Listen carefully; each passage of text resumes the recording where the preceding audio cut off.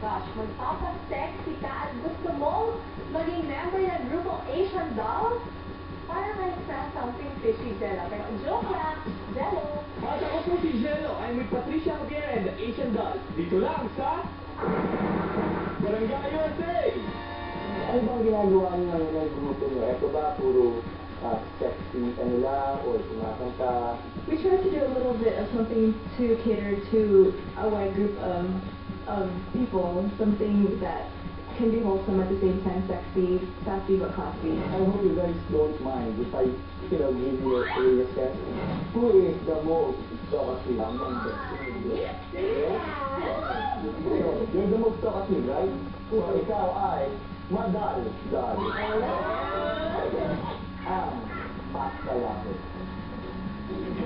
Papangalanan kita New Doll. Sino ang best friend ng lahat? So, you'll be the Two Doll. Last best friend. Sino naman sa grupo ninyo ang reserve? Ang yung conservative?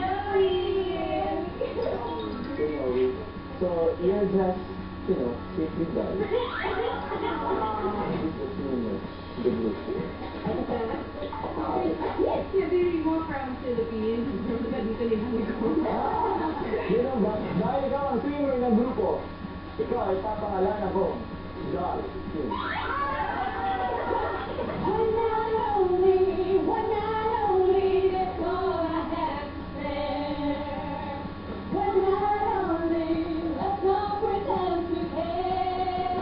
Maraming salamat, Asian Doll. Sa Barangay USA at sa puso ko, sa iyo ang aking mga idol. So, kailangan natin magpasalamat sa ating mga kabarangay, people watching Barangay USA. At ito po masasabi namin sa inyo. Bye-bye you!